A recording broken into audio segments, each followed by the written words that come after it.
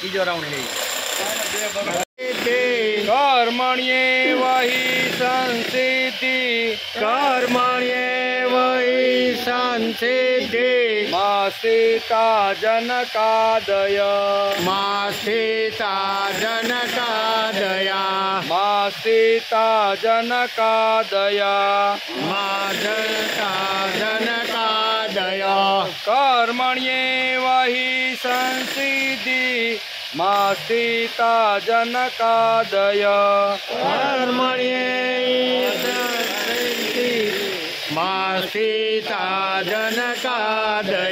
कर्मण्ये वही संसिद्धि मास्थिता जनकादय कर्मण्ये वही संसिद्धि मास्थिता जनकादय लोक संग्रहमेवापि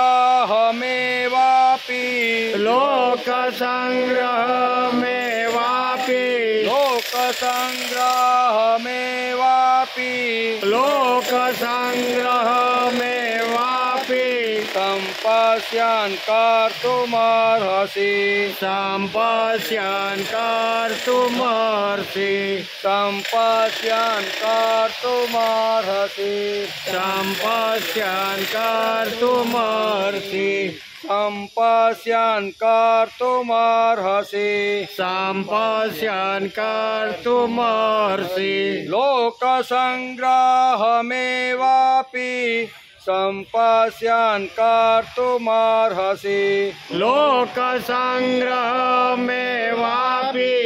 सम्पश्यन् कर्तुमर्हसि कर्मण्ये वही संसिद्धि मास्थिता जनकादय लोक संग्रहमेवापि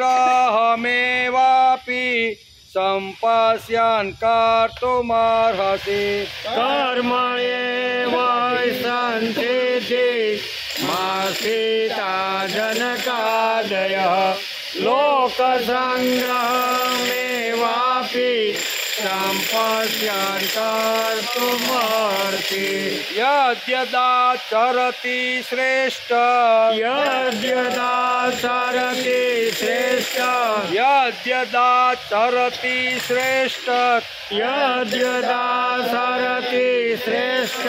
तत देवेतरो जनः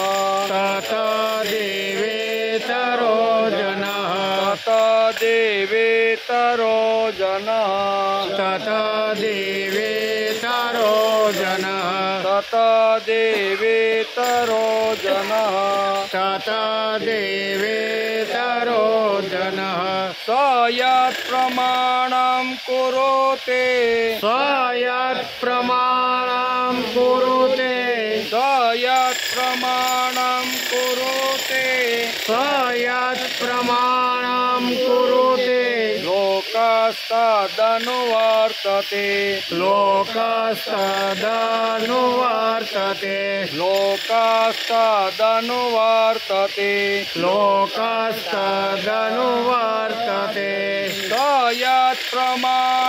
कुरुते लोकस्तदनुवर्तते स यत् प्रमाणं कुरुते लोकस्तदनुवर्तते यद्यदाचरति श्रेष्ठ तत देवेतरो जनः स यत् प्रमाणं कुरुते लोकस्तदनुवर्तते तत देवेतरो जनः स यत्प्रमाणं कुरुते लोकस्तदनुवर्तते।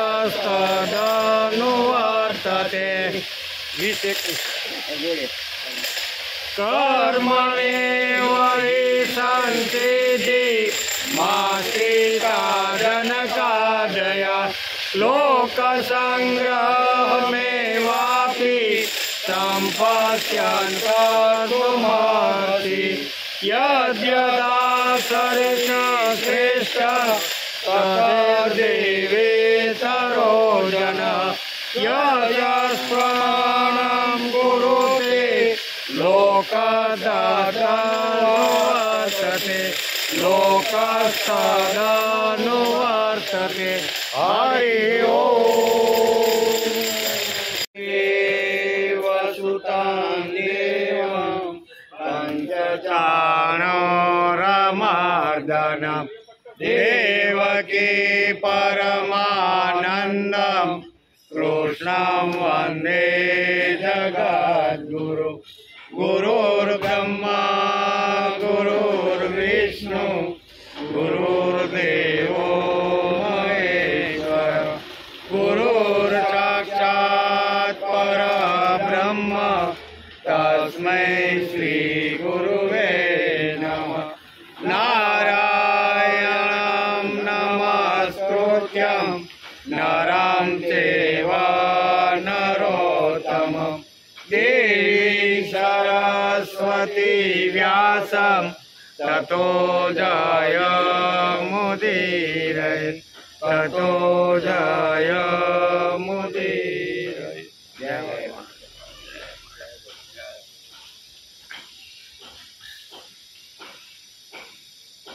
कर्मण्येव हि संसिद्धिः मास्तिता जनकादय लोकसंग्रहमेवापि सम्पश्यन् कर्तुमर्हसि। राजा जनक जेवा अनेक महापुरुषो पण कर्मयोग द्वारा परम सिद्धि ने पाम्या छे। तेथी लोक संग्रह ने जोता पण तू निष्काम भावे कर्म करवा ने ज योग्य छे। अर्थात निष्काम कर्म अवश्य तारे करवू जोईए एम भगवाने अहींया त्रीजा अध्यायना 20मा श्लोक में भगवाने आ बात अर्जुन ने समझावी। श्रीमद भगवद गीता चिंतन शुरू थयुं एनो 179मो दिवस। गई काले आपणे श्रीमद भगवद गीताना 3जा अध्यायना 20मा श्लोक में जनक राजानु उदाहरण आपी अने भगवान अर्जुन ने समझावे छे।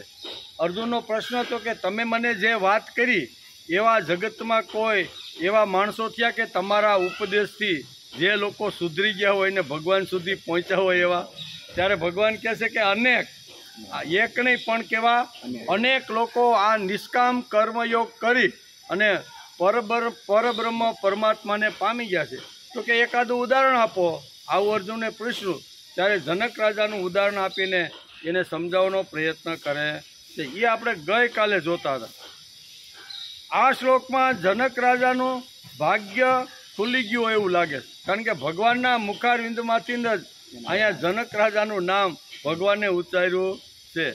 એટલે આ શ્લોકમાં जनक રાજાનું ભાગ્ય ખુલી ગયું છે, કારણ કે ભગવાને આવા રાજર્ષિ જનકને સ્વમુખે યાદ કર્યા છે। કેવા બીજા દ્વારા યાદ થાય એ જુદું, ભગવાન પોતે જ પોતાના મુખેથી ભક્તના વખાણ કરે ને એ વાત આખી જુદી છે। એટલે जनक राजा जेवा कर्मयोगी राजर्षिओ घणा हशे, पण भगवाननी आंखनी सामे जनक आव्या तेथी तेमना मोढे जनकनुं नाम उच्चाराई गयुं। एम जनक जेवा तो असंख्य આવી રીતના રાજર્ષિઓ, દેવર્ષિઓ, મહર્ષિઓ અહીંયા આવી રીતના નિષ્કામ કર્મયોગ કરી અને પરમાત્મા સુધી પહોંચી ગયા છે, પણ અહીંયા જનક જ અહીંયા ભગવાનની આંખની સામે આવ્યા। એટલે નસીબદાર એ જ કહેવાય કે ભગવાન જેને જોઈ અને ભગવાન જેનું નામ ઉચ્ચારે છે। તેથી जनक राजा धन्य छे। जनक राजा धन्य छे आ महापुरुष के जेने मेळववानुं हतुं ते मेळवी लीधुं। एम એટલું એણે કર્મ કર્યું છે તો જ ભગવાન એનું નામ લે ને. આખી ગીતામાં કોઈ વ્યક્તિગત નામથી ભગવાને કોઈને પોકાર્યા હોય તો એ જનક રાજા એક જ છે, વ્યક્તિગત નામથી. આમ બધા ઋષિઓને યાદ કરે બધાને, પણ વ્યક્તિગત જે કોઈ ઉચ્ચાર્યા હોય તો એ જનક રાજાને ભગવાને ઉચ્ચાર્યા છે. તેથી જનક રાજા ધન્ય છે. આ મહાપુરુષ કે જેણે મેળવવાનું હતું તે બધું મેળવ્યું. શ્રેષ્ઠ ક્ષત્રિય કુળમાં જન્મેલા જનકાદિક લોકો રાજકારભાર કરીને પણ પરમાત્માના ખોળામાં બેસી શકે છે એવું ભગવાને જનક રાજાનું દ્રષ્ટાંત આપીને અર્જુનને સમજાવ્યો. આટલો મોટો રાજર્ષિ, આટલો મોટો કારભાર, આટલી મોટી બધી આખા એ કાળમાં રાજ્યની વ્યવસ્થા કરવી એટલે કેટલું મોટું કામ હોય. તો કે આ બધા કારભારની અંદર રહીને પણ જેણે પરમ પદ પરમાત્માને પ્રાપ્ત કર્યા છે એવા જનક રાજાનું નામ ભગવાન અહીં ઉછેરે છે. રાજકારભારના કામમાં તેમણે કેટલાય લોકોને ફાંસીએ પણ ચડાવ્યા છે. કારણ કે રાજા હોય કોઈ ગુનો એવો જબરજસ્ત ગુનો કરે એટલે સજા તો આપવી જ પડે કે નહીં. એટલે અહીંયા વેદવ્યાસ લખે છે અને ભગવાન પણ મુખે કહે છે કે હે અર્જુન, આવી રીતના રાજા બન્યા પછી પણ કેટલાય આવા દોષી લોકોને જનક રાજાએ ફાંસીના ફંદા ઉપર પણ લટકાવી દીધા હશે. એટલે કે રાજકારભારના કામમાં તેમણે કેટલાય લોકોને ફાંસીના ફંદા ઉપર ચડાવી દીધા છે. કેટલાય લોકોને અત્યંત કડક થઈને જેલની હવા ખાતા પણ કર્યા છે અને કેટલાકને ખૂબ જ મોટી આવી રીતની કરી અને નજર કેદની અંદર પણ ઘણીવાર રાખ્યા હશે. એટલે રાજ કરવું એટલે રાજનામાં ગુના કરવાવાળા તો કોક ને કોક તો મળી જ રહે. એટલે જે ગુનેગાર છે ને એને પણ સજા જનક રાજાએ કરી છે. બીજી વાત, આ બધું કર્યા વગર કંઈ રાજકારભાર ચાલે નહીં. ગુનેગાર હોય નાના એમાં ભગવાન છે એને કાંઈ સજા કરાય નહીં અને એમ કરીને જો એને છોડી દે ને તો એ ડબલ વેગથી ચોરી કરવાનું ચાલુ કરે. એટલે અહીં કહે છે કે રાજકારભાર કરે ને ત્યારે આવી વસ્તુ આવે તો એને રાજાએ પોતાના મનથી નક્કી કરીને જેવી સજા એ પ્રમાણે એને આવી રીતની જેવો ગુનો એ પ્રમાણે એને સજા કરવી જોઈએ. આ બધી વાતો ભગવાન અહીંયા જનક રાજાના અંદરની અંદર કઈ વાતોથી સમજાવે છે. તેથી આ બધું કર્યા વગર કંઈ રાજકારભાર ચાલે નહીં. રાજ કરવાનું હોય તો ગરમ અને નરમ બેય રહેવું પડે. જરૂર પડે તો નરમ અને જરૂર પડે તો ગરમ પણ રહેવું. અંતર્ગત લોકોનું સ્વાસ્થ્ય જાળવવું, તેમનો સાંસ્કૃતિક ઉદ્ધાર કરવો એ પણ રાજાને જોવાનું હોય છે. ખાલી ગુનો કરે અને સજા કરે એટલું પૂરતું નહીં, પણ રાષ્ટ્રની અંદર આવી રીતના સાંસ્કૃતિક જે વિચારધારા છે એને મજબૂત કેમ થાય એનું પણ રાજાની એની ઉપર નજર હોય છે. તેથી એટલું જ નહીં, બહારથી આવતા વિરોધીઓના હુમલાથી રાજ્યને સુરક્ષિત કરવું એ પણ રાજાનું એક કામ છે. કારણ કે ઘણા બધા રાજાઓ ઘણી રીતે ચડાઈઓ કરતા જૂના કાળમાં હતા. એક રાજ્ય હડપ કરવા માટે બીજા રાજા એના ઉપર હડપ કરે. એટલે અહીંયા કદાચ જનકપુરી ઉપર કોઈ જો રાજા અહીંયા યુદ્ધ અથવા હડપ કરવા માટે આવે તો એનું પણ જનક રાજા સારામાં સારી રીતે ધ્યાન રાખતા હતા. આ કામ કરતી વખતે જનકને રાત દિવસ કેટલો સમય આપવો પડ્યો છે તે તો આપણે શું કહેવાય વાલ્મીકી રામાયણ વાંચી તો જ જનક રાજાનું ચરિત્ર સમજાય. આપણે ખાલી સામાન્ય કોઈ શેઠિયો હોય ને એને ત્યાં કોઈ નાનો એવો પ્રસંગ હોય અને ફાર્મ હાઉસ રાખ્યું હોય ને તો એ કેટલી ધમધમાટી હાલતી હોય. કેટલાને કંકોત્રી, કેટલાને વોટ્સઅપ ઉપરથી મેસેજ આપવા, કઈ વસ્તુ ખરીદવી, કોને કઈ લાયક છે એ વસ્તુ, આ બધું કરવું પડે કે નહીં. તો એને તો ધમધમાટી હોય એમ. તો આટલો મોટો રાજનો કારભાર કરવાનો હોય એ આખા રાજનો હિત જો કરવાનું હોય તો એને કેટલું કરવું પડે. એટલે 18-20 કલાક જાગીને લોકોની સમસ્યા કેવી રીતની હળવી થાય અથવા એની સમસ્યા ઓછી કેમ થાય એના માટે રાજાએ બધું ધ્યાન રાખવું પડે છે. તેથી અહીંયા જનક રાજાનું ઉદાહરણ આપીને ભગવાન અર્જુનને સમજાવે છે કે તું એમ કહેશો કે રાજની ખટપટમાં પડવું, કર્મયોગની અંદર પડવું એના કરતાં સંન્યાસ લેવો બહુ સારો એમ. કારણ કે મૂળ પ્રશ્ન તો એને લડવું નથી. મૂળ આખા જે પહેલેથી આપણે જે સમજતા આવી છીએ એને ગમે તે પ્રશ્ન કરી અને ભગવાનને પાસેથી નિવૃત્તિ લઈ અને જંગલમાં જવાનું છે. આ જ એના મનની અંદર છે.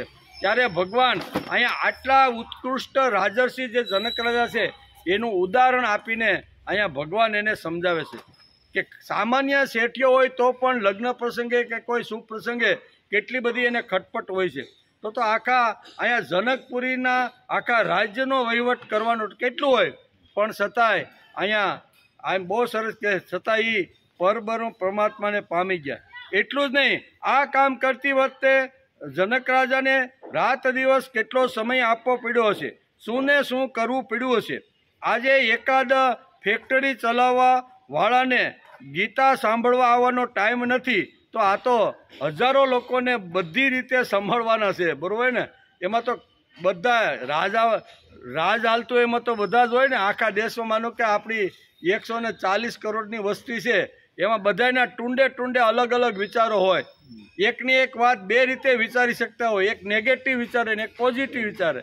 નેગેટિવ વાળો હામો થાય કે નહીં, હડતાલ પાડે કે નહીં, નુકસાની કરે કે નહીં કે ભાઈ, અને ઓલો પોઝિટિવ કે હાલા નિયમ બહુ સારો છે, આ નિયમ ન તો સમાજમાં સારું ન. તો એકની એક કાયદાકીય વાતને સમજવા માટે સમાજમાંથી 2-3 વર્ગો આવી રીતના ઊભા, તો એ બધાને સમજાવવાના, બધાને વ્યવસ્થિત બેસાડવાના અને રાષ્ટ્રને નુકસાન ન થાય એવી રીતનું કાર્ય કરવું ને એ રાજાનું કામ છે. એટલે જનક રાજાએ આ બધું કર્યું, એમ અત્યારે ભગવાન અત્યારે અર્જુનને સમજાવી રહ્યા.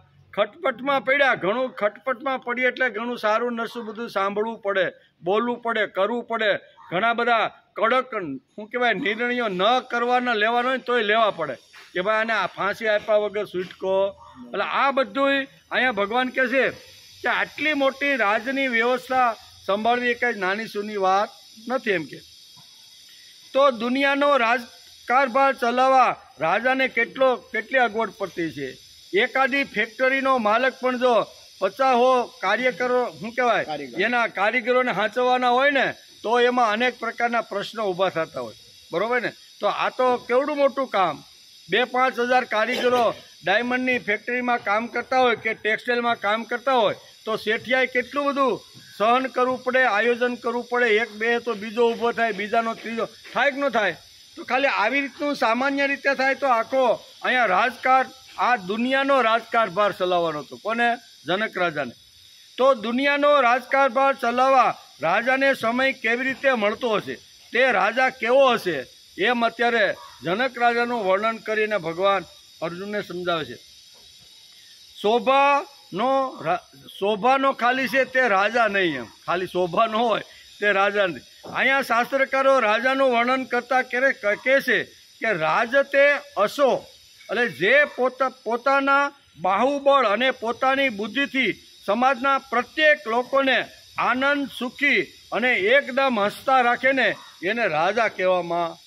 બધાની સમસ્યા સાંભળી લે, સાંભળ્યા પછી કોને કેવી રીતનું કરવું એમ કરીને બધાને રાખા. રાજતે હસો એટલે અહીં બહુ સરસ રીતે શબ્દ વાપર્યો છે. તેથી શોભાનો ખાલી રાજા નહીં, એમ જનક રાજા આવા રાજા મહારાજા હતા એટલે તેમને કેટલું કામ કરવું પડતું છે તેની કલ્પના કરો. એમ આપણે સામાન્ય શેઠિયાને જો અગવડ પડી જતી હોય એટલું જ નહીં, હવે 7-8 જણાનો ઘરનો સંસાર ન હોય ને તોય જે વડીલ અથવા જે સંભાળતો હોય ને એને કેટલી અગવડ પડે, બરોબર ને.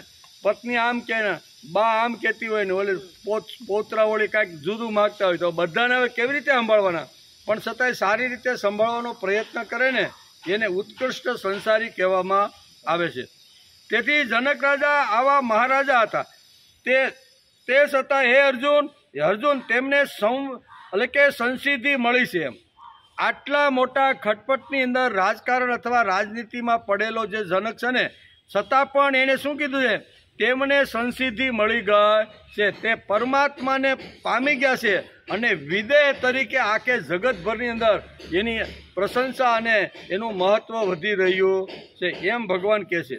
સંસિદ્ધિ આવા જનકાદિક લોકો મારી પાસે આવ્યા છે, એમ ભગવાન કે આવા જનકાદિક એટલે જનક જેવા અનેક. એમ આપણે એમ કે ટપાલ લખીએ આપણે કોઈ જૂના કાળમાં, અત્યારે તો વોટ્સઅપ ને ફેસબુક ને બધું આવી ગયું, પણ જૂના કાળમાં આપણે જ્યારે ટપાલ લખતા હોય ને એ અઠવાડિયે પૂગે પાછી જ્યાં મોકલવાની હોય એટલે અઠવાડિયા પછી આવે કોઈના હાથમાં. બાપાને વાંચતા તો આવડે નહીં, પછી ઓલા પૌત્ર હોય ને કે ભાઈ બોલ ક્યાંથી આવી, એટલે એમાં લખે પરમ સ્નેહી, બરોબર, એમ કે 1 2 3 4 એમ નામ લખતા જાય અને પછી કે ઓ આટલા બધા કામ ને વગેરે વગેરે કરે કે નહીં, 4 5 નામ લખીને પછી શું કે વગેરે વગેરે ને અમારી શુભ યાદી તમે આપજો, અમે બધા અહીંયા સુખી છીએ, તમે ત્યાં સુખી હશો, આમ કરીને આપણે ટપાલ લખીને વગેરે વગેરે કરી કે નહીં. તો અહીંયા પણ ભગવાન વગેરે વગેરે કરે છે. હું જનકનું નામ આપીને કહે છે કે આવા અનેક આવી રીતના સંસિદ્ધિ લોકો જે છે ને એ મારી પાસે આવી ગયા છે, એમ અત્યારે અહીંયા ભગવાન અર્જુનને કહે છે. તે છતાં એ અર્જુન તેમને સંસિદ્ધિ મળી છે, ભવ્ય સિદ્ધિ મળી છે. આવા જનકાદિક લોકો અનેક લોકો જે છે એ મારી પાસે આવ્યા છે, પરમાત્માની પાસે આવ્યા છે. લૌકિક સિદ્ધિ અને પારમાર્થિક સિદ્ધિ બંને સિદ્ધિ કર્મોથી મળે છે. લૌકિક સિદ્ધિ જો મેળવવાની હોય તો પણ કર્મ કરવું પડે, અને પારમાર્થિક સિદ્ધિ જો મેળવવાની હોય તો પણ કર્મ કરવું પડે. કર્મ કર્યા વગરમાં આ જગતમાં કાંઈ મળતું નથી. વિદ્યા હોય, વિત્ત હોય કે ભગવાન હોય, 3 મહત્વના સંસારની અંદર આ તત્વો છે. આ 3 તત્વોને જો પામવાના હોય, મેળવવાના હોય ને તો કર્મ વગર શક્ય નથી. કયા કયા? વિદ્યા છે, વિત્ત છે અને ભગવાન છે. એને પણ જો મેળવવાના હોય તો માણસે પ્રયત્ન કરવો પડે. ભગવાનને મેળવવાનો હોય તો 4 વાગે ભાઈ ઉઠવું પડે, થોડીક આળસને ખંખેરવી પડે, બરોબર ને, પ્રભાતને છોડવો પડે, ઊંઘ થોડીક હળવી કરવી પડે, તો આવી રીતની ધ્યાન ધારણા ને આવી રીતની કરે તો ઓળી ભગવાનની પ્રાપ્તિ થાય. સલાઈ કહે છે કે અહીંયા ભૌતિક સિદ્ધિ મેળવવાની હોય કે પારમાર્થિક સિદ્ધિ મેળવવાની હોય. ભૌતિક સિદ્ધિ એટલે લાડી વાડી ગાડી પાડી બધું જે છે એ ભૌતિક સિદ્ધિમાં આવે, અને પારમાર્થિક સિદ્ધિ એટલે ભગવાનનું બનવું, ભગવાનના લાડકા દીકરા બનવું. એ 2 વાતો જો કમાવાની હોય ને, પારમાર્થિક સિદ્ધિ અને ભૌતિક સિદ્ધિ, તો એમાં પણ માણસે કર્મ કરવું જોઈએ. ભગવાન બહુ સ્પષ્ટ રીતે 3જા અધ્યાયના 20મા શ્લોકમાં જનક રાજાનું ઉદાહરણ આપી અને કર્મયોગનું મહત્વ સમજાવે છે. આ જગતમાં કર્મ કર્યા વગર કાંઈ મળતું, આ મુખ્ય સિદ્ધાંત આ શ્લોકની અંદર ભગવાને જનક રાજાનું ઉદાહરણ આપીને સમજાવ્યું છે. તે છતાં હે અર્જુન તેમને સંસિદ્ધિ મળી છે. ભૌતિક સિદ્ધિ અને પારમાર્થિક સિદ્ધિ બંને સિદ્ધિ કર્મોથી મળે છે, અને જનકાદિક તેમજ તેના જેવા મહાપુરુષોએ આ બંને સિદ્ધિઓ પ્રાપ્ત કરી છે, અને તે બધી સિદ્ધિ પ્રાપ્ત કરીને અનેક મહાપુરુષો મારા સુધી પહોંચી ગયા છે. એમાં તો ખાલી અહીંયા શું કહે છે, જનક રાજાનું જ ઉદાહરણ આપ્યું છે, પણ જનક રાજા જેવા અનેક જે બ્રહ્મર્ષિ છે, રાજર્ષિ છે અને મહર્ષિ છે, આવા અનેક પ્રકારની સિદ્ધિ પામીને મારા સુધી પહોંચી ગયા છે. ભગવાન પાસેથી આ જવાબ સાંભળ્યા પછી તરત જ અર્જુનને એક બીજો પ્રશ્ન મનમાં ઊભો થાય. કાંઈ વાંધો નહીં ભગવાન, તમે કહેતા હોય એ બરોબર જ છે, પણ હજી મારો, કારણ કે એક સંશય જેમ જેમ સંશયનું સમાધાન થાય છે ને તો આ બીજો સંશય એના મનમાં ઊભો થઈ જાય છે, કારણ કે એને ક્લિયર કટ થવું છે, અને જેને ક્લિયર કટ થવું હોય ને એને જ પ્રશ્ન હોય.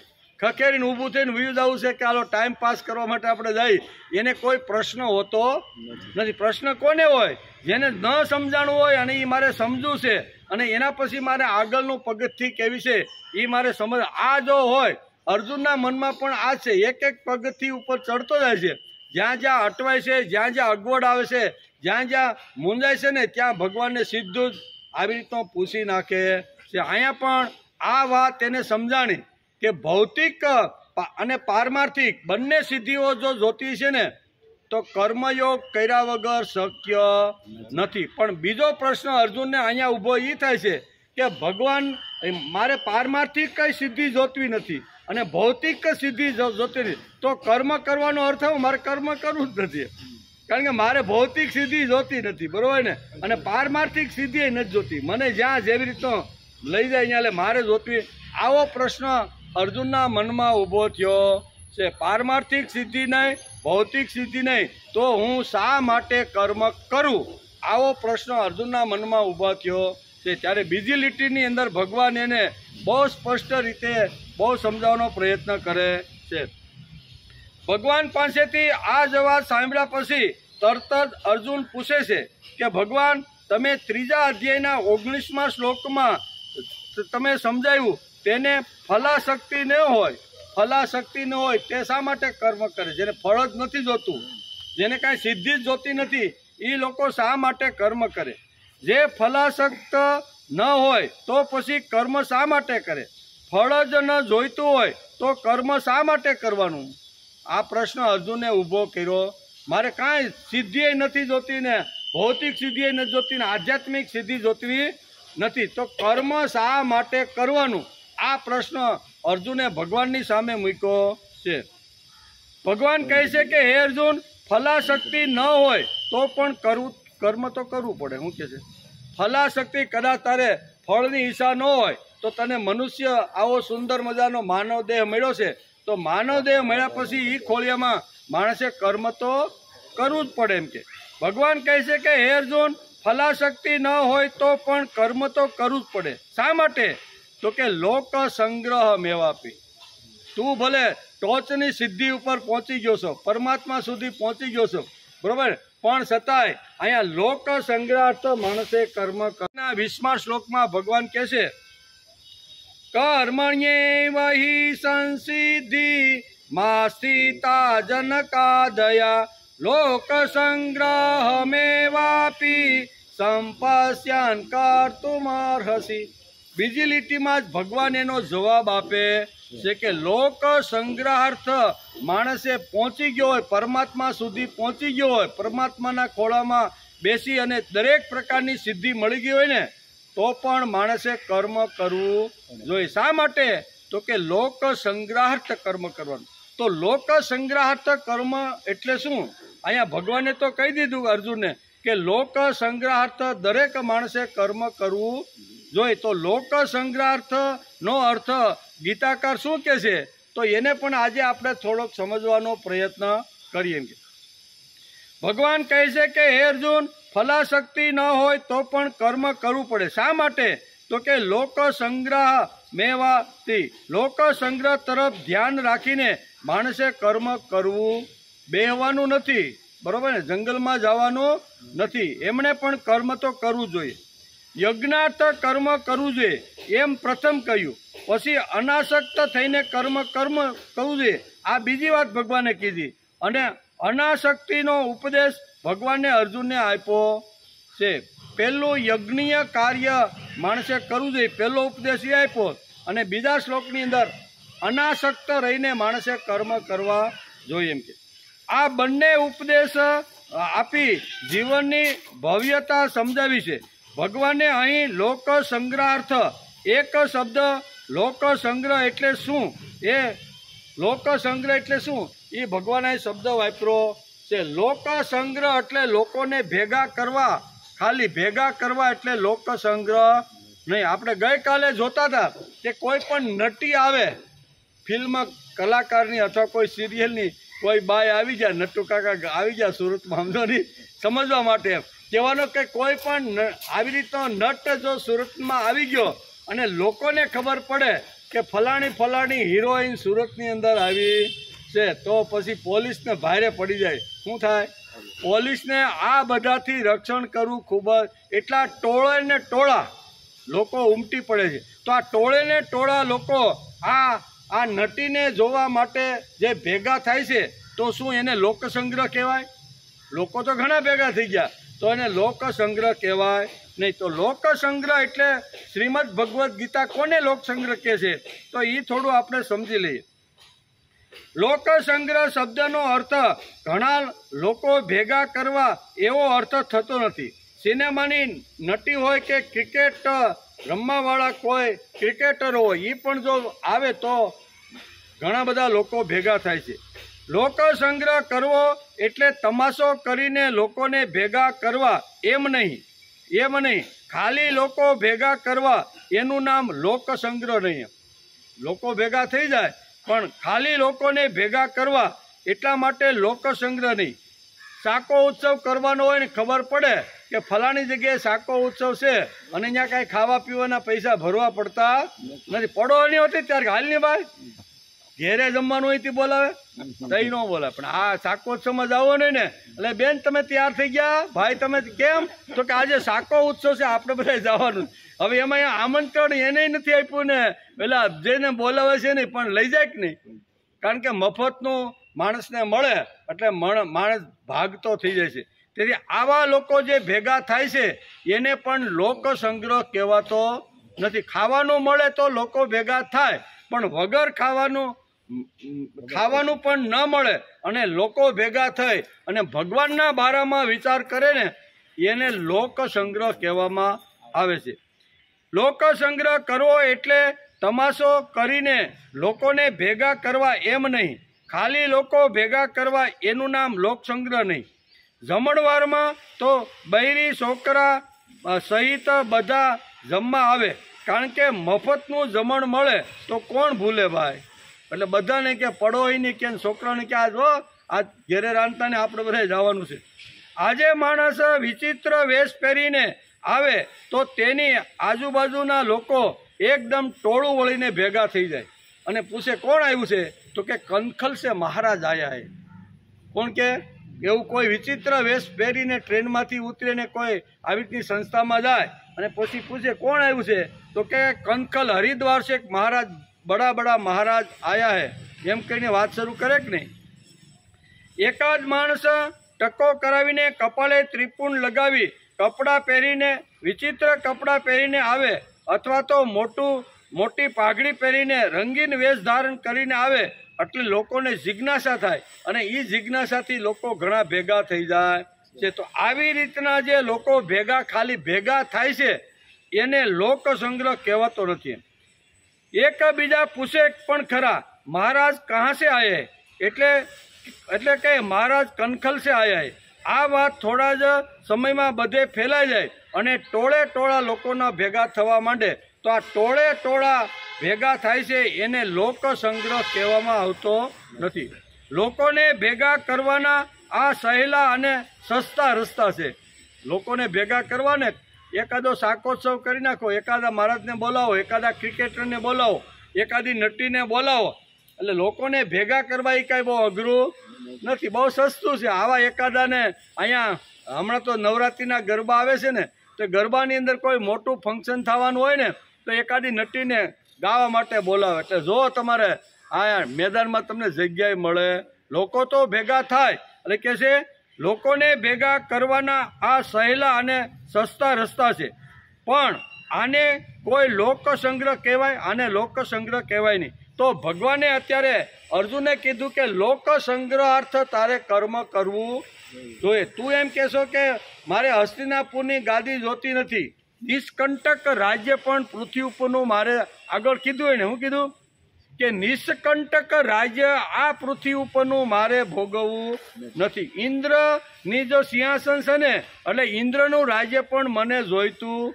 નથી. તો ભગવાન હું કર્મ શા માટે કરું, એ પ્રશ્નનો આગળથી આયલો આવે છે. એટલે ભગવાન એમ કહે છે કે તારે ભલે સ્વર્ગનું આધિપત્ય રાજ્ય ન જોતું હોય, નિષ્કંટક રાજ્ય પૃથ્વી ઉપરનું તારે હસ્તિનાપુરનું ન જોતું હોય ને, પણ છતાંય તારે અહીંયા લોક સંગ્રહાર્થ તારે કર્મ કરવું.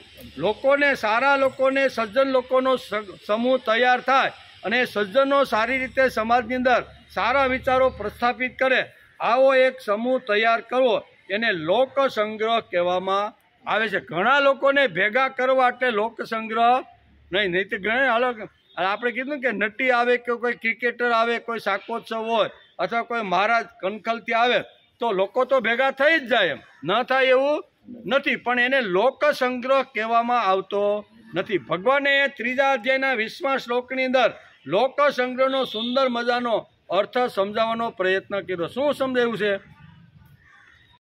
રાખવા, તેમાં તેમની પ્રવૃત્તિ નિર્માણ કરવી અને ઉન્માર્ગગામીને ઉન્માર્ગથી નિવૃત્ત કરી અને સન્માર્ગ પ્રવૃત્તિ તરફ વાળવો એને લોક સંગ્રહ કહેવામાં.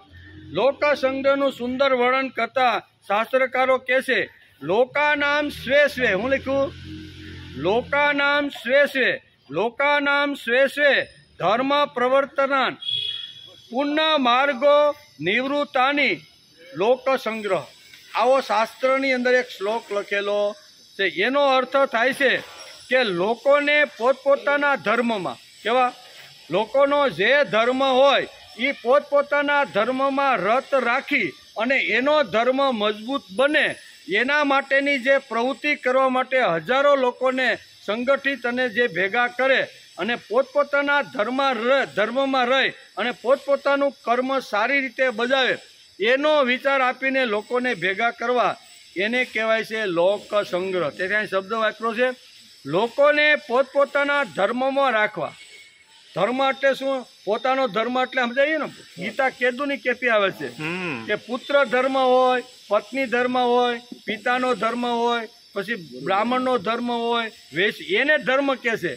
બરોબર. સંપ્રદાયની વાત ભગવાન અહીં કરતા નથી. ભગવાન કહે છે કે જેને જે સમયે જેવી રીતની સ્થિતિ પ્રાપ્ત થઈ છે એ સ્થિતિમાં રત રહી અને એને મજબૂત કરી અને એને સંભાળવાનો જે પ્રયત્ન કરે છે ને એને ધર્મ કહેવામાં.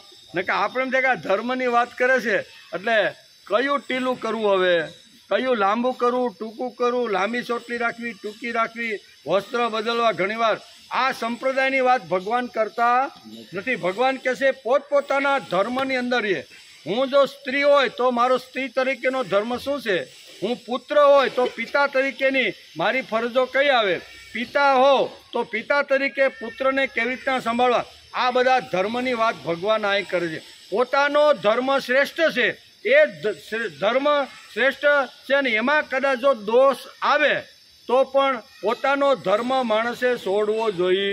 આટલું દબાણ કરીને જોરથી ભગવાન આ શ્લોકની અંદર આપણે સમજાવવા માગે. સંપ્રદાયની વાત કરતા નથી, નકર ઊંધું સમજીને જ આવું ને ભાઈ અમે તો ફલાણા સંપ્રદાયના છે ને આજ જ વડલા હેઠેથી સાંભળ્યું છે, બરાબર. પણ એ સંપ્રદાયની વાત નથી. હું જો વૃદ્ધ વયોવૃદ્ધ હોય તો ઘરની અંદર નાના મોટા પુત્ર વધુ છે, પુત્ર છે, નાના બાળકો છે, એની કાળજી કદર કેવી રીતની કરવાની એ ડોશીમાની ફરજમાં આવે. એ ધર્મ બરોબર જો બજાવતા હોય ને તો સમજી લેવાનું કે આ પોતાનો ધર્મ સારી રીતે બજાવે છે. તેથી શાસ્ત્રકારો કહે છે કે લોકાનામ સ્વે સ્વે ધર્મ. જે લોકો છે જેને જે ધર્મ જે જીવન મળ્યું છે એ જીવનમાં સારી રીતે જીવતા બરાબર જીવતા એટલે કે જીવતા ધર્મ પ્રવર્તના માર્ગેની વર્તન લોક સંગ્રહ. લોકોને પોતપોતાના ધર્મોમાં રાખવા, તેમાં તેમની પ્રવૃત્તિ નિર્માણ કરવી અને ઉન્માર્ગગામીને ઉન્માર્ગીથી નિવૃત્ત કરી અને સન્માર્ગ પ્રવૃત્ત કરો એનું નામ છે લોક સંગ્રહ. કેવો? ઉન્માર્ગી એટલે જે ભગવાન છે જ નહીં અને ઉન્મત્ત થયેલો છે, સત્તા સંપત્તિથી જે ઉન્મત્ત થયેલો જે વર્ગ છે ને એને એમાંથી બહાર કાઢવો, બરાબર. એને બહાર કાઢી એની ઉન્મત્તતા કાઢી અને સન્માર્ગ તરફે વાળવો એને કહેવાય છે લોક સંગ્રહ. તેથી જે મહાપુરુષ હજારો લોકોને અસત માર્ગથી નિવૃત્ત કરી સન્માર્ગગામી બનાવે, સારા કાર્યની સાથે જોડી આપે તેને લોક સંગ્રહ કહેવામાં. હજારો લોકો ગમે તેમ ખાતા હતા, ગમે તેમ પીતા હતા, ગમે તેમ બોલતા હતા, ગમે એમ દારૂ પાડીને પત્નીને મારીને વાહ હબોડી નાખતા હતા. એવા લોકોની પાસે મહાપુરુષ જાય, એની પાસે બેસે, ખૂબ સારી રીતે સમજાવે, વર્ષોના વર્ષો સુધી એની પાસે બેસે અને આવા લોકોને સમજાવી અને એની જે કુટેવો હતી કુટેવો છોડી અને સારી ટેવો તરફ વાળવાનો જે પ્રયત્ન કરે છે ને એને અહીંયા લોક સંગ્રહાર્થ કર્મ છે એવું ભગવાન અહીં કહે છે. જે પુરુષ હજારો લોકોને અસત માર્ગથી નિવૃત્ત કરી સન્માર્ગગામી બનાવે, સારા કાર્ય સાથે જોડી આપે અને આ જોડવાનું જે કામ કરે તેને મહાપુરુષ છે અને આવો જે સમૂહ ભેગો થાય છે એને લોક સંગ્રહ કહેવામાં આવે છે. મહાન ભાગ્યશાળી અને દિવ્ય સ્પર્શ એટલે કે ડિવાઇન ટચ વાળો સમજીને તેનો લોક સંગ્રહ કરે છે. લોક સંગ્રહ જેની જેવી તાકાત, જેની જેવી શક્તિ, બધાએ લોક સંગ્રહ કરવાનો પ્રયત્ન કરવો જોઈએ. આપણે આટલું કામ બંધ રાખી હાલો ભાઈ, હવે કરી દો ચાલુ તમારું. આપણે આટલું કામ એને બંધ કરી દીધું. આપણે આટલું કામ બંધ કર્યું હતું. આપણે વહેલા રાત બંધ કરી 8:30 થઈ ગયા. બે હાથ દીધો છે કામ તોડતો હતો ને એટલે આપણે અડધો કલાક વહેલું બંધ કરી દઈએ. આપણે બેઠો એને બે હાથ દીધો. હા બસ. હા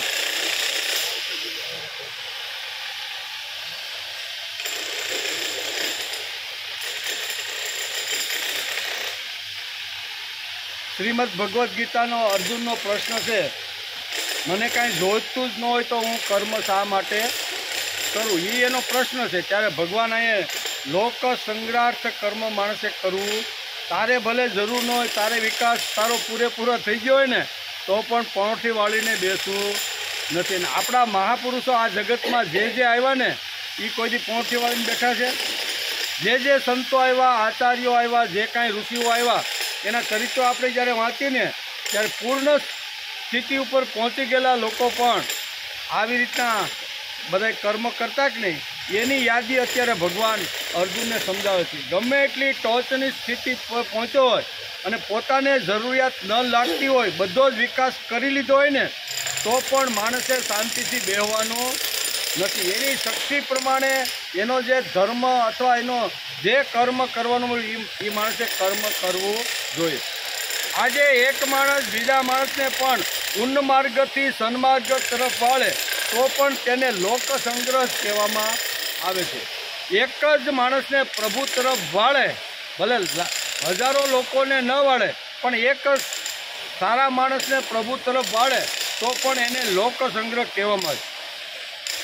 એક પત્ની કે એક પત્નીનું જીવન સુધારે તો પણ તેને લોક સંગ્રહ કહેવામાં આવે છે. એક પતિ હોય એ પત્ની આડી અવળી હાલતી હોય તો એનું જીવન સુધારે તો પણ એક આવી રીતનો લોક સંગ્રહ છે. અને પતિ જો આડો અવળો હાલતો હોય અથવા ધર્મ અને અધ્યાત્મના બારામાં થોડોક નબળો હોય અને પત્ની જો પાવરફુલ હોય તો એ પતિને પણ આવી રીતનો બાળે એને પણ લોક સંગ્રહ કહેવામાં આવે છે. આવા તો અનેક દાખલાઓ છે. દાખલા તરીકે અહીંયા શું કહેવાય, તુલસીદાસની રત્નાવલી એકને જ વાળ્યો ને, એને કાંઈ બીજા લાંબા કામ કર્યા નથી. પતિ થોડાક આડા અવળા હતા, ભોગની અંદર ડૂબી ગયેલા હતા, કામ વાસના સિવાય બીજું કાંઈ એનું ધ્યાન હતું. એક માણસ પણ જો ભોગમાં પોતાનો પતિ ડૂબેલો હોય અને એને સમજાવી બુદ્ધિથી મનમાં ઉતારી અને એને કોઈ સારા રસ્તે વાળવાનો જે પ્રયત્ન કરે છે ને એને પણ એકને ભલે કર્યો પણ એને લોક સંગ્રહ કહેવામાં આવે છે. ભલે એકને કર્યો પણ હજારો વર્ષ સુધી હજારો લોકોને માર્ગદર્શન મળે એવા ગ્રંથનું આવું નિર્માણ કરીને ગયા કે નહીં તુલસીદાસ. રત્નાવલીએ તો એકને જ ધક્કો માર્યો કે ભાઈ તું આ જે મારી પાછળ જે હાડ માંસના લોસામાં જે પડ્યો છો ને એના કરતાં પ્રભુમાં પડ, પ્રભુના કાર્યમાં પ્રભુનું નામ, રામનું નામ લે ને ભાઈ તો તારો ઉદ્ધાર થઈ જશે. એટલે આમ કરીને એક જ સ્ત્રી પોતાના પતિને ભગવાન તરફ વાળે, સન્માર્ગ તરફ વાળે તો પણ એને લોક સંગ્રહ કહેવામાં આવે છે. નારદે એક જ જણાને વાળ્યો, કેવો? વાલિયાની, કે ભાઈ આ તારા ધંધા બહુ ખરાબ છે, આ પાપના ધંધા છે, બરોબર.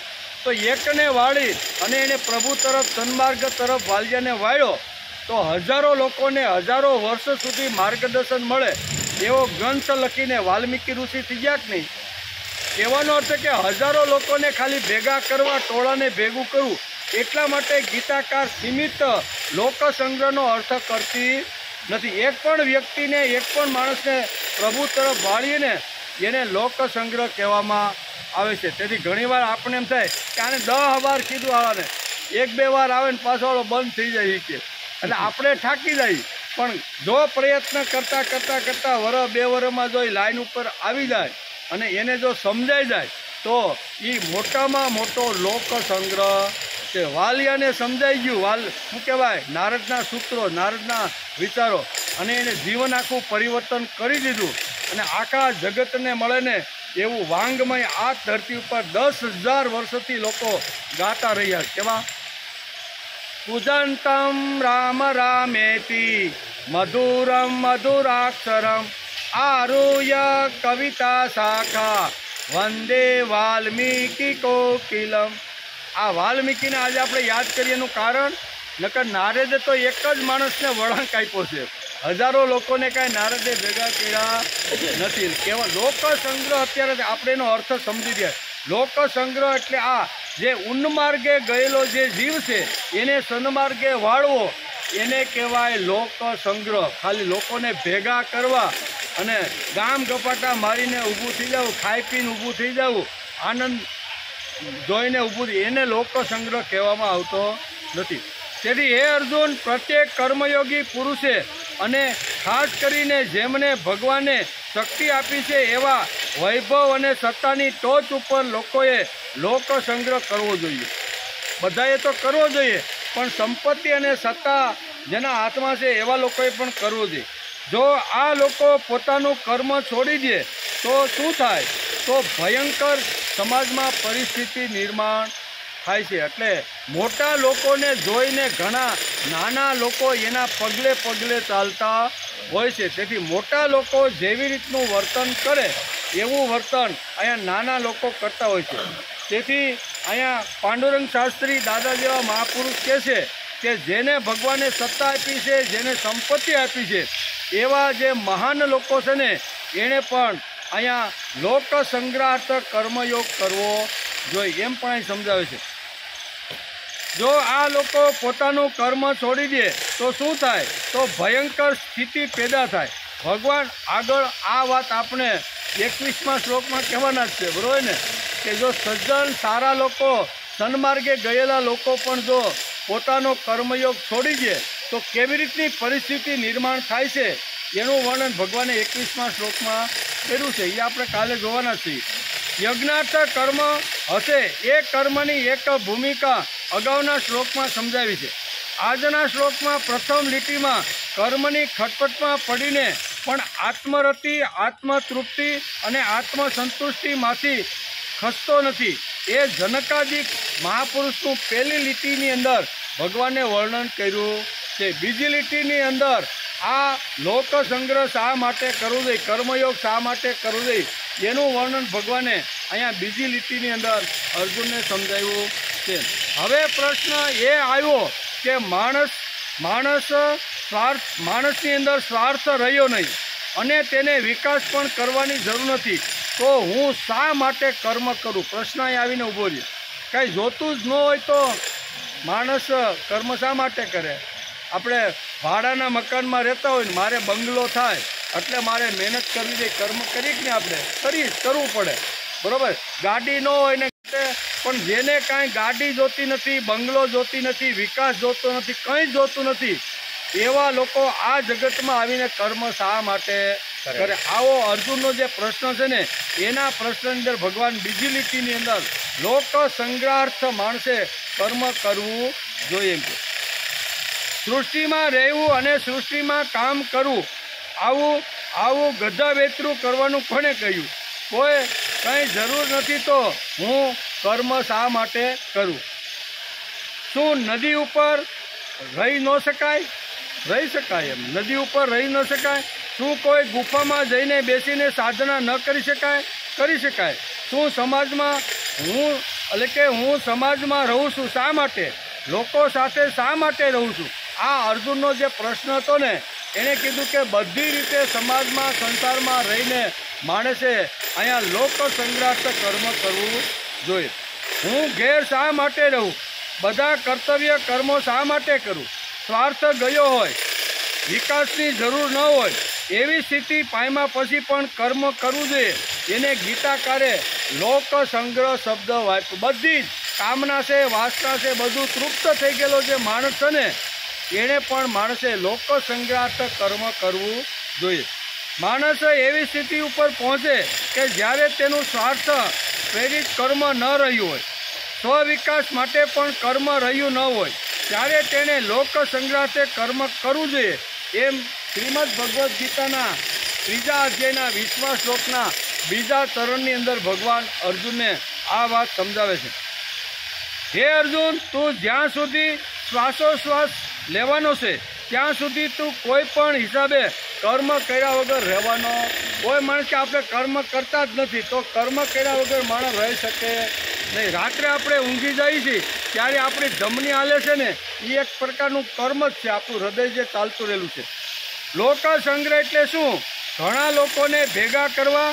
એમ તો વિદૂષક કે નટ અને નટી અને ખાવા પીવાની વ્યવસ્થા કરે તો કથાની અંદર પણ લાખો લોકો ભેગા થાય છે. લોકોની ઉન્નતિ થાય, તેમનો પુરુષાર્થ સિદ્ધ થાય એવા કર્મો કરીને તેમની પાસે એવા કર્મ કરાવવા, એનું નામ છે લોક સંગ્રહ. શું કહે છે? લોકોની ઉન્નતિ થાય. આ શબ્દ સમજવા દો. ગીતાકાર બહુ સ્પષ્ટ કહે છે કે લોકોની ઉન્નતિ થાય અને તેમનો પુરુષાર્થ સિદ્ધ થાય.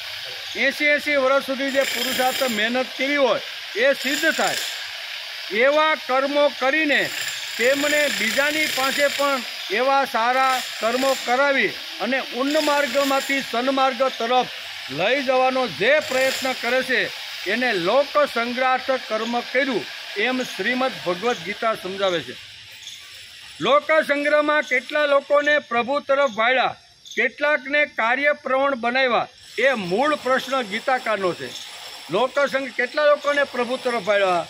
જિંદગી આખીમાં એક બે વ્યક્તિ એવી હતી કે જે આવી રીતનો હતો ને એને મેં સન્માર્ગ તરફ વાળવાનો પ્રયત્ન કર્યો. જે રીતે એને સમજાવવો પડે, જે રીતે એની પાસે બેસવું પડે, જેટલો સમય એની પાસે આપવી અને એને પ્રભુ તરફ સન્માર્ગે તરફ વાળવાનો પ્રયત્ન કર્યો. એકાદા માણસને પણ જો આવી રીતનું આપણે જો કર્યું છે જિંદગી પર્યંતમાં, એકાદા કહી શકીએ આપણે મરતી વખતે કે ભગવાન 5 લોકોને આવી રીતના હતા ને, ખાધે પીધે સુખીને કાંઈ કરતા જ નહોતા ને, એવા લોકોને મેં ભગવાન તરફ વાળ્યા. એને ભલે ખાવા પીવાનું ચાલુ રાખ્યું છે પણ ભગવત કાર્ય કરતા થઈ ગયા. આવા કહેવાની હિંમત માણસની અંદર 80-90 વર્ષે હોવી જોઈએ કે મરતી વખતે પણ એકાદ માણસને આવી રીતનું સન્માર્ગે વાળ્યું છે. કેટલાક લોકોને નચાવ્યા, કેટલા લોકોને હસાવ્યા અને કેટલા લોકોને ભેગા કર્યા, એનો સવાલ નથી. એમ લોકો ભેગા વધારે થાય એટલે લોકસંગ્રહ એવું નથી. એમ કે માણસમાં જબરજસ્ત વ્યક્તિત્વ હોય છે, તેનું પુણ્ય અને તપ હોય છે, તો તેને પરિણામે બીજા માણસો તેને જોઈને કામે લાગે, કામ કરવા લાગે અને ઊભા થાય. અને એ જો આવા સજ્જન, સારા, પવિત્ર, દિવ્ય, વૈભવ અને સત્તાની ટોચ ઉપર બેઠેલો માણસ જો કર્મયોગ કરવા લાગે તો સામાન્ય માણસને થાય કે આને કાંઈ જોતું નથી, બધી રીતે પરિપૂર્ણ છે, છતાંય આ કામ હાથમાં લઈને ફરે છે, તો મારે પણ કરવું જોઈએ. એમ અત્યારે ભગવાન અર્જુનને કહે છે. બીજી વાત, આપણે અવતારોને, ઋષિઓને અને સંત મહાપુરુષને પૂજીએ છીએ, નમસ્કાર કરીએ છીએ. શા માટે? તેનું કારણ ઋષિઓએ, અવતારોએ એ અસંખ્ય લોકોને ભગવાનથી છૂટા પડી ગયેલા જે જીવો હતા એને ભગવાન તરફ આ મહાપુરુષોએ વાળવાનો પ્રયત્ન કર્યો. તેથી સંતોના પગમાં આપણે પડીએ છીએ, મહાપુરુષના પગમાં પડીએ છીએ, ઋષિના આપણે આશીર્વાદ લઈને એનું પૂજા કરી છીએ, એને વર્ષમાં એકાદ દિવસ યાદ કરી. આ બધું શા માટે કરી છીએ? તો કે આ લોકો છે એ પ્રભુ કાર્યમાં, પ્રભુ પ્રીતિની અંદર આવી રીતના ઘસાઈ ગયા છે, તેથી આ લોકો પવિત્ર છે. લોકાનામ સ્વે સ્વે ધર્મ પ્રવર્તાની ઉન્માર્ગી નિવર્તન્તે લોકસંગ્રહ. લોકસંગ્રહનો આવો અર્થ આપણા શાસ્ત્રકારે કર્યો છે. લોકોને પોતપોતાના ધર્મમાં રાખવા, તેમાં તેની પ્રવૃત્તિ નિર્માણ કરવી અને ખોટા માર્ગે જવાવાળાને ખોટા માર્ગથી નિવૃત્ત કરી અને સન્માર્ગ તરફ વાળવો, એને લોકસંગ્રહ કહેવામાં આવે છે. તુલસીદાસ વાલ્ય એનું આપણે ઉદાહરણ આપ્યું. એકને જેણે કર્યું ને કે વધારે બહુ લાંબો પ્રયત્ન કર્યો નથી.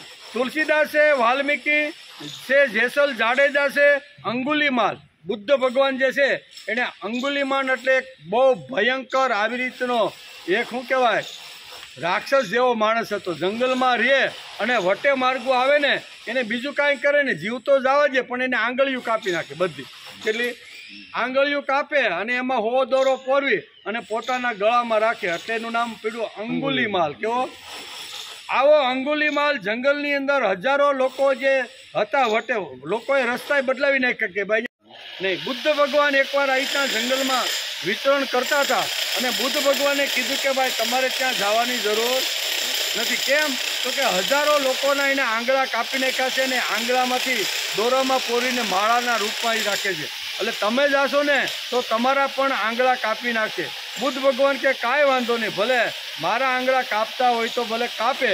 એમ કરી અને લોકોએ સમજાવવા છતાંય બુદ્ધ ભગવાન અંગુલીમાલનો જ્યાં રસ્તો તો ન્યા જાય, અંગુલીમાલ સાથે ભેટો થાય છે, વાર્તાલાપ થાય છે અને અંગુલીમાલને સમજાવે છે કે તું આ જે કર્મ કરે છે, તારા ગળાની અંદર અનેક આંગળીઓનો તે હારમાળા તે જે બનાવી છે, અનેક લોકોના તે કાંડા કાપી નાખ્યા છે, તો શું આ તું યોગ્ય કરે છે?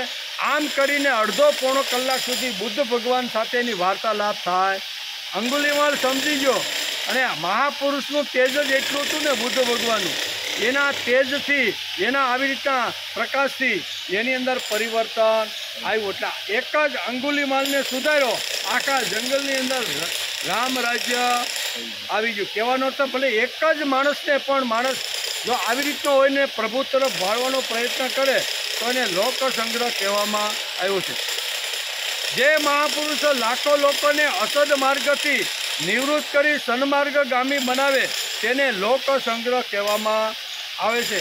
આગરી લોકો પાસે જાય, સાગરી લોકો પાસે જાય, વનવાસી લોકો પાસે જાય, એની પાસે મહાપુરુષ બેસે અને એની સાથે વાર્તાલાપ કરે અને વાર્તાલાપ કરતાં કરતાં એવી સરસ મજાની વાત કરે તો લોકોના જીવનો બદલી જાય છે. જે કર્તૃત્વવાન તેને મહાન ભાગ્યશાળી અને દિવ્ય સ્પર્શ ડિવાઇન ટચવાળો સમજીને લોકસંગ્રહ કરે છે. એકાદ માણસને પણ ઉન્માર્ગથી સન્માર્ગે વાળો તે પણ લોકસંગ્રહ કહેવાય છે. તેથી વાલિયાએ અને અહીંયા તુલસીદાસને વળાવવામાં શું કહેવાય તેનો મોટો ફાળો હતો. તુલસીદાસને પત્નીનું નામ હતું તુલસીદાસના પત્નીનું નામ શું હતું? રત્નાવલી. તાત્કાલિક ન યાદ આવે તો અમને ન યાદ આવે. એક પતિનું જીવન સુધારો તો પણ તે લોક સંગ્રહ છે. બરોબર. રત્નાવલી તુલસીદાસને ઉન્માર્ગમાંથી સન્માર્ગે વાળ્યા. હે અર્જુન, પ્રત્યેક કર્મયોગી પુરુષે અને ખાસ કરીને જેમને ભગવાને શક્તિ આપી છે તેવા વૈભવ અને શક્તિશાળી પુરુષોએ પોતાનો કર્મયોગ છોડવો જોઈએ નહીં. મુખ્ય વાત તો ભગવાનને કર્મયોગ અહીં સમજાવવાનો છે. કર્મ શા માટે કરવાનું? પ્રથમ વાત, યજ્ઞાર્થ કર્મ કરવું જોઈએ. તેના 8 શ્લોક ભગવાને આગળના શ્લોકમાં કીધા, બરાબર ને? 8 શ્લોક યજ્ઞના કીધા. ત્યાર પછી અનાસક્ત કેવી રીતનું રહેવાનું એના પણ 2 શ્લોકની અંદર અનાસક્ત રહેવાનો ભગવાને સમજાવ્યો. અનાસક્ત થયા પછી ચિત્ત શુદ્ધિની માટે શું શું કરવું જોઈએ તે પણ ભગવાને સમજાવવાનો પ્રયત્ન કર્યો. આ બધું સમજી શકાય, પરંતુ ચિત્ત શુદ્ધિ થયા પછી લોક સંગ્રહ કર્મ કરવું કેવી રીતે કરવું એ ગીતાકારે આપણને લોક સંગ્રહ સમજાવવાનો પ્રયત્ન કર્યો છે. પ્રભુનું કર્મ કરવું આ પહેલી વાત છે. કર્મમાં પ્રભુ જોવા આ બીજી વાત છે. અને કર્મથી પ્રભુ મેળવવા આ ત્રીજી વાત છે. આ 3 શ્લોકની અંદર ભગવાને હળવેકથી આ 3 વાતો સમજાવવાનો પ્રયત્ન કર્યો.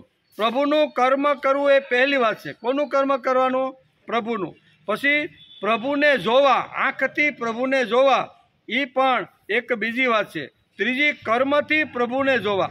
આંખથી જોવા પ્રભુ, આંખથી જોવા, કર્મથી જોવા અને કર્મ કરીને જોવા. આ 3 વાતો આગળના શ્લોકમાં ભગવાને સમજાવી. આ પ્રત્યેક પગથી ચડતી વખતે એક જન્મારા પણ લાગે. કેટલા? આપણે તો બોલી નાખ્યું 1 મિનિટમાં કે 3 પગથીઓ છે, પણ 1 પગથી ઉપર ઊભા રહી એ પૂરી કરીને બીજી પગથી ઉપર જવું હોય તો જન્મારા સુધી લાગે. આ પ્રત્યેક પગથી ચડતી વખતે એક જન્મારા પણ લાગે. કર્મથી પ્રભુ મળ્યા પછી કર્મ કરીને પ્રભુને તે આપવાના. કર્મ કરીને એમાં જે કાંઈ ફળ પ્રાપ્તિ થાય એ ભગવાનના ચરણે ધરી દેવાની. સોક્રેટિસની પાછળ કેટલા લોકો આવ્યા? કોઈ જ નહીં એમ, બરોબર ને? અહીંયા આપણે બધાને ખબર છે કે એક મહાન આવો સોક્રેટિસ નામનો એક તત્વચિંતક થઈ ગયો. એણે જ્યારે સત્ય વાતો સમાજની સામે મૂકીને ત્યારે સત્યનું સહન ન કરવાવાળા રાજકારણીઓ અને ધર્માચાર્યોએ ખૂબ સોક્રેટિસનો વિરોધ કરેલો છે. તું ખોટો છો, આમ છે, સમાજને ભડકાવે છે, યુવાનને ખોટા રસ્તે વાળે છે. કારણ કે એટલા બંને સત્તા, ધર્મ સત્તા અને રાજ સત્તાએ ભેગા મળી અને સોક્રેટિસને ઝેર આપીને મરાવી નાખ્યો. કેવો? કે તું ખોટો છો. પણ આજે હજારો વર્ષ થઈ ગયા, પણ આજે યુરોપની અંદર સોક્રેટિસનું જે વાતો કરી હતી એ વાતો ઉપર આખો યુરોપ આજે ઊભો છે. નકર એ કાળમાં લોકોએ સોક્રેટિસને મારી નાખવા સિવાય બીજું કાંઈ કર્યું? ઝેરનો કટોરો આપ્યો. કાં તારા વિચારો છોડી દે, તું બોલ છો એ બંધ કર, અને કાં તો ઝેર પી જા. એ કે હું બોલું છું એ સત્ય જ બોલું છું, હું કોઈને ઊંધે રવાડે ચડાવતો નથી. સત્ય સિદ્ધાંતો સમજાવી અને લોકોની અંદર અજ્ઞાન છે, વેમ છે, પાખંડ છે, ખોટી માન્યતા છે, ખોટા ચમત્કારોના નાદમાં જે પડેલા છે ને એને બહાર કાઢી અને એને સત્ય વાતો હું સમજાવવાનો છું. તમે મને જો આવી રીતનો ઝેરનો કટોરો આપીને મારી નાખશો તો પણ એ મને માન્ય છે. અને મને એમ કહેશો કે આ બધું તું છોડી દે, તો બધું છોડી દે, નહીં તો તને આવી સજા, એને સજાને માન્ય કરી ઝેરનો શું કહેવાય, જેમ મીરાબાઈ ઘટઘટાવી ગયા ને એમ સોક્રેટીસ આવી તો ઘટ.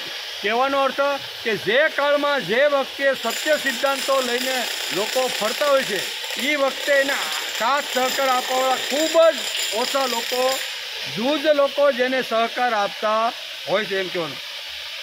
તેથી સોક્રેટીસની પાછળ કેટલા લોકો આવ્યા, કોઈ જ નહીં. ઉલટું લોકોએ તેને ઝેર ખવડાવીને મરાવી નાખ્યો. છતાં તે લોક સંગ્રહ કરવાળો સોક્રેટીસ હતો. કેવો? એણે લોક સંગ્રહ કરવાનું એણે ચાલુ રાખ્યું. લોક સંગ્રહ એટલે ઘણા લોકો ભેગા કરવા એમ નહીં, પણ ઘણા લોકો તો ભેગા, કોઈ નટી આવે, કોઈ ક્રિકેટર આવે, અથવા કોઈ આવી રીતનો શું કહેવાય ઊંધા ચશ્માવાળો કોઈ આવે આ સુરતમાં, બરાબર ને, એવા તારક મહેતાના ઉલટા ચશ્માવાળો કોઈ જો ભૂલે શું કે જો આ સોસાયટીમાં આવી જાય ને તો શું કહેવાય સમાજને કંટ્રોલ કરવો ભારે પડી જાય. તેથી લોકોને ભેગા કરવા એટલે લોક સંગ્રહ નહીં.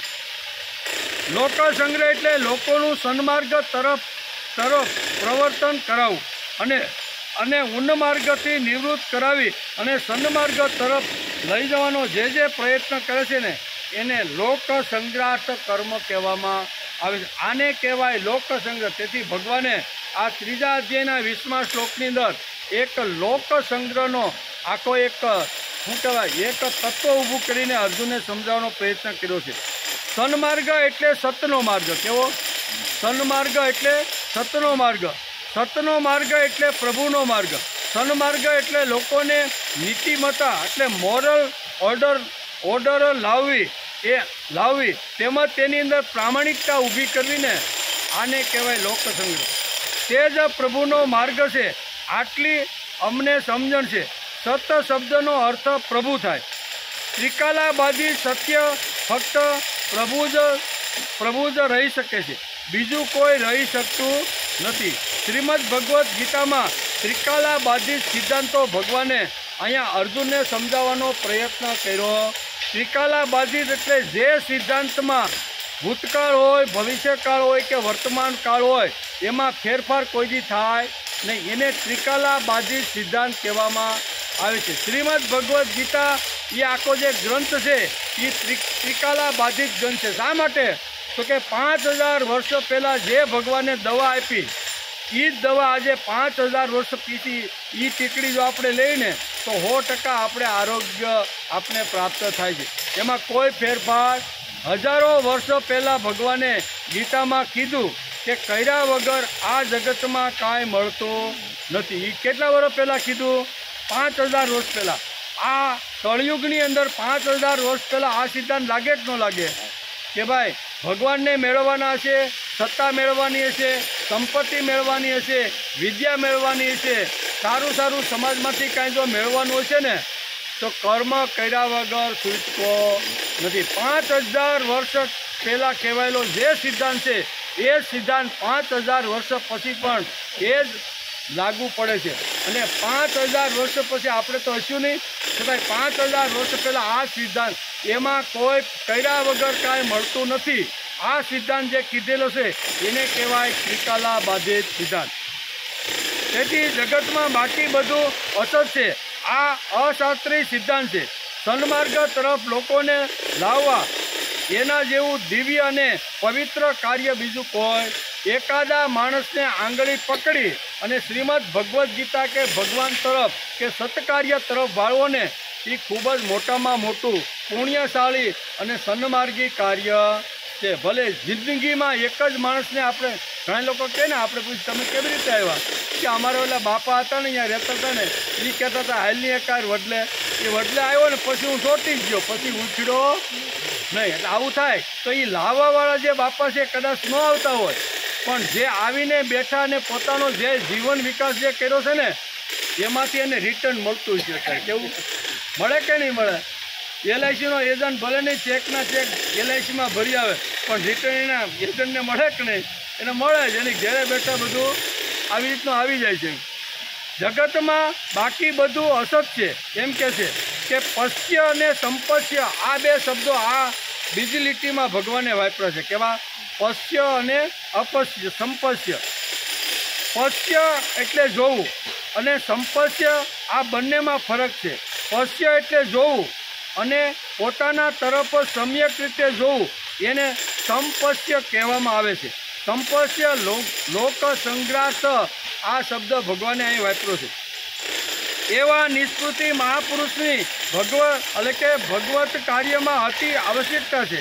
ભગવાન ઉપર ઉપકાર કરવા માટે જ આ લોક સંગ્રાસ કર્મ કરતા રહેલા છે. તેમણે પોતાના માટે કોઈ લાલચા નહીં, કોઈ ઈચ્છા નહીં, તેથી તેમને લોકોની પણ જરૂર નહીં, લોકોને પણ તેની જરૂર નહીં.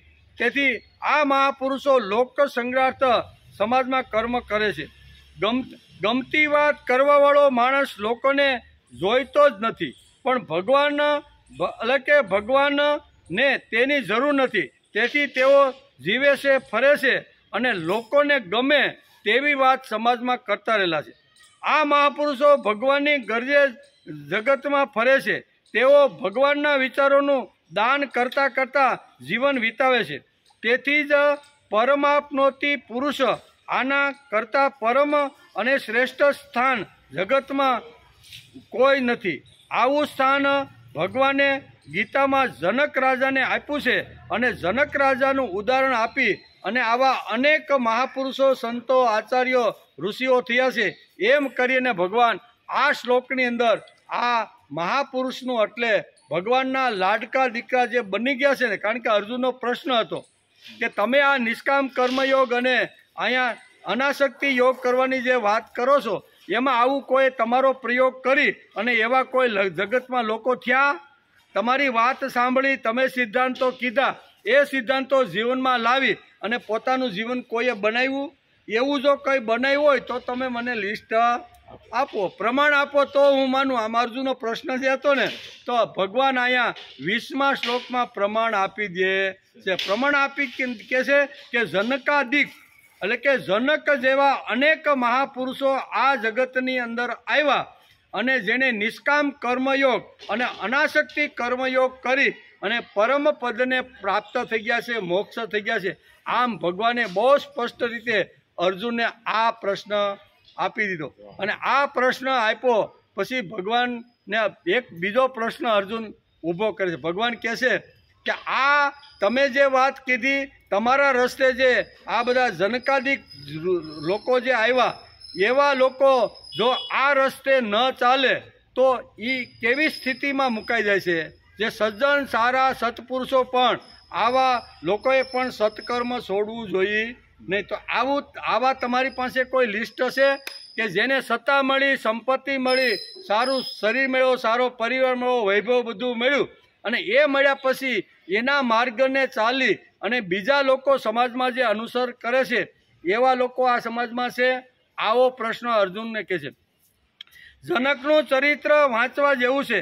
જનક એ એવી શક્તિ છે કે જેને ઈશ્વર તૃપ્તિ થયા પછી આત્મરતિ, આત્મતૃપ્તિ અને આત્મસંતોષ આવ્યા છે અને એમણે આવી રીતનું કાર્ય છોડ્યું. બધી વાતે ટોચ ઉપર હતા પણ એને કર્મયોગ છોડ્યો નથી. તેથી જ ગીતા જેવા અલૌકિક તત્વજ્ઞાનના ગ્રંથમાં તેમનું નામ ભગવાને લખ્યું છે. જનકનું જીવન જોઈને ઉમળકો આવ્યો છે. હે અર્જુન, યજ્ઞાર્થ કર્મ કર, લોક સંગ્રહાર્થ કર્મ કર. અને ત્રીજી વાત ભગવાને 21મા શ્લોકમાં જે કરી છે એનો વિચાર આપણે આવતીકાલે ત્રીજી વાત એક બહુ સરસ ભગવાન સમજાવે છે કે ભગવાન પોતે જ કહે છે કે જે મહાપુરુષો જે થઈ ગયા છે એના રસ્તે જે ચાલતા નથી ને, એ માણસની કેવી અધોગતિ થાય છે, અને મહાપુરુષો જે કહી ગયા છે એના રસ્તે જે ચાલે છે એની કેવી ઉર્ધ્વગતિ થાય છે, એનું વર્ણન ભગવાને શ્રીમદ ભગવદ્ ગીતાના 3જા અધ્યાયમાં 21મા શ્લોકમાં સમજાવ્યું છે. એ આપણે આવતીકાલે આવશું ત્યારે 21મા શ્લોકમાં ભગવાન ઉર્ધ્વ ગતિ અને અધોગતિ બે ગતિ આગળ પણ સમજાવ્યું છે. ફરીથી વારંવાર એકની એક વાત શા માટે છે કે કદાચ ભૂલી ગયો હોય ને પાછું તાજું કરાવ્યું. એમ આપણે પણ કહીએ ને કે ભાઈ કાંઈક ગઈકાલની થોડીક વાત કાંઈ અધૂરી હોય તો આપણે ત્યાંથી ચાલુ. એટલે અહીં ભગવાન કહેવાના છે કે ઉર્ધ્વ ગતિ અને અધોગતિ, ભગવાનના રસ્તે ચાલતો નથી, મહાપુરુષના રસ્તે ચાલતો નથી, ઋષિને સંતને રસ્તે ચાલતો નથી ને એની કેવી રીતની અધોગતિ થાય છે. અને એના રસ્તે ચાલવાવાળા જે લોકો છે ને એનું પણ આગળ 21મા શ્લોકમાં વર્ણન આગળ વધારે કરેલું છે. એનો વિચાર આપણે આવતીકાલે